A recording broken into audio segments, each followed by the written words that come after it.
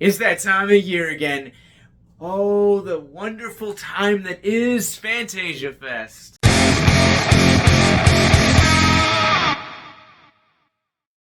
What's going on, guys? Welcome to Victims and Villains. If you guys are new to this channel, we create content like what you're watching right now, simply to educate and engage individuals like yourselves on mental health awareness and suicide prevention through pop culture. My name's Captain Nostalgia. I have the privilege of being a writer, podcaster, and the film festival director for Horrific Hope, our very own film festival that combines the love of horror and openly discusses mental health. If you guys would like to submit your screenplays, short films, or feature films, links are in the descriptions below, along with where you guys can find links to all of our social medias, how to give to us financially, more about who we are, podcasts, movie reviews like this one, and all of our Fantasia Fest coverage for this year, as well as, and most importantly, our mental health resource library.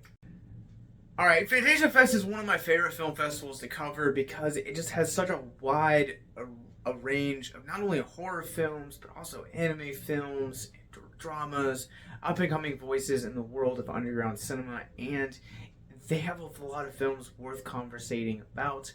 And this is our third year covering it, and we're so excited to be back again covering another handful of films from the massive selection that they have this year. Into our very first selection of this year's film festival, and for clarification, A, I do not speak Spanish.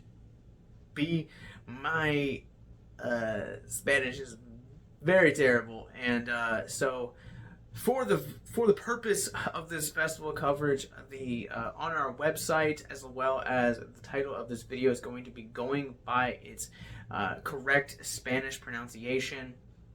However, for the purposes of as I'm speaking throughout the video, I will call it its English counterpart, which is Mutant Action. So Mutant Action tells the story of a group of outcasts and or misfits that essentially come together to wreak havoc on the more beautiful side of society as culture would deem it, and in doing so, they essentially kidnap a socialite and hold her for ransom. This movie is a 4K restoration of the 1993 film. I had never heard of it before then, so if you have heard of this movie before this video, huge high five to you. This movie is absolutely insane. Let me just start right there. First off, let's talk about the setting of this movie, because it feels very much like a Mad Max and or Spare Parts, a movie we talked about last year, but in space. I absolutely love the setting for this movie because by throwing it in space, literally anything can happen. Anything is game, and this world and the setting and just the mythology that surrounds these group of extremists really opens the door for a multitude of possibilities. That's a really fun aspect that I found myself just enthralled with, not only this world and the set design and the production and the character design, but also on the flip end, because this is a world that I just didn't know anything was going to happen, and this movie absolutely starts off with a bang. Literally, the cold open to this movie is the group of, as they call themselves in the film, mutants, essentially trying to kidnap or rob another socialite, different from the main plot of this movie, and it kind of goes completely wrong.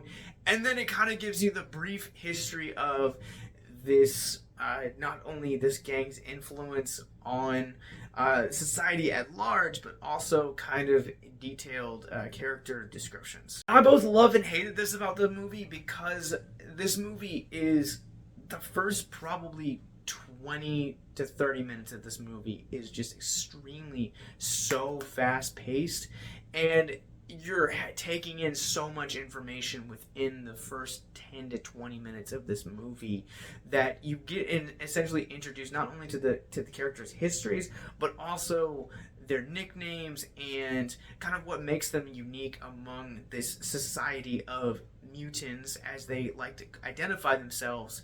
And it's so much to take in. It's very overwhelming. I don't necessarily mind if a movie does that, but that the characters that you're introducing have to be no more than 3, and this movie introduces you to almost 5 or 6 characters in the span of a 5 to 10 minute monologue from the newscaster.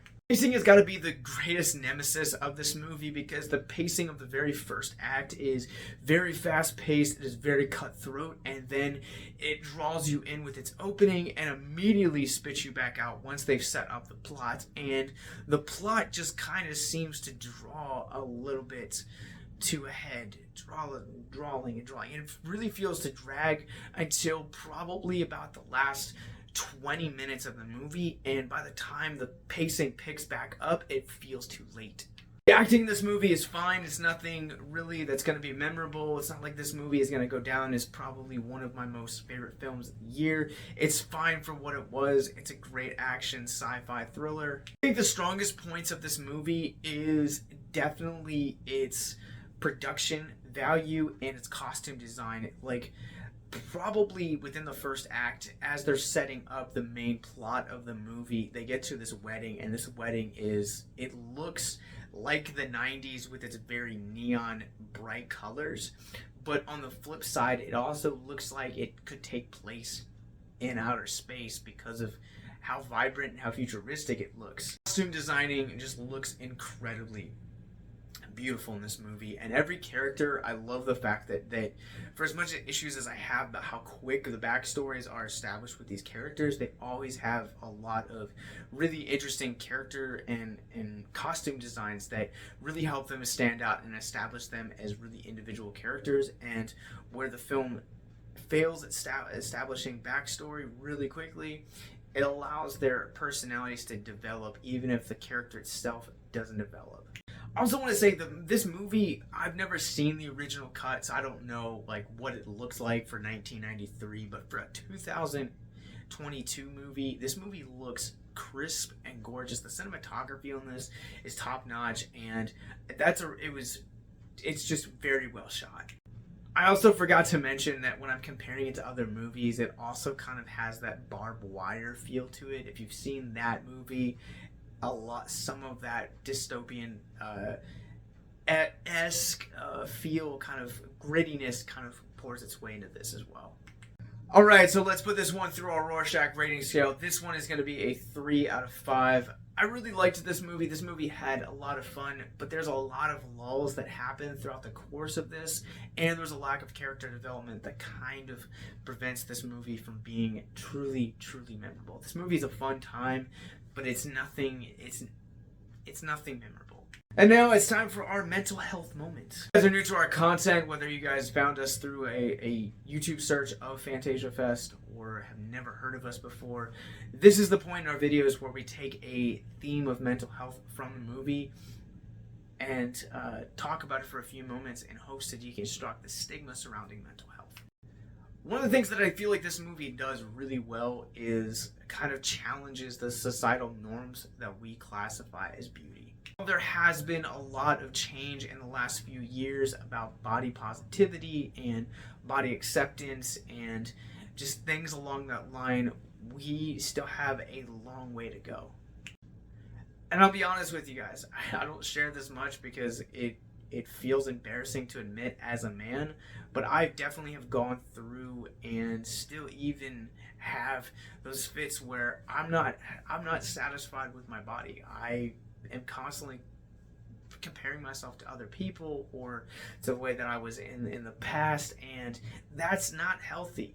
And I'm glad that I have a partner that has constantly reminds me of how beautiful I am, and that has helped me significantly. I understand that not everyone watching this video is going to be in a relationship or have a partner, but surround yourself with people that are going to speak positivity in you. And that is more than just the mental health effects, but also that the body body image, because body image can affect mental health. And I'm someone that has gone through that and struggles with that. I'm here today to tell you that surrounding yourself with the people that aren't going to be judgmental, aren't going to talk crap about you, it's going to mean a lot, and it's going to benefit your mental health immensely. And as always, click the links in the descriptions below to check out our mental health resource library if you or someone you know is struggling with suicide, addiction, self-harm, or depression. Thank you guys for watching our review on Mutant Accion. Make sure that you guys check out the rest of our Fantasia Fest coverage.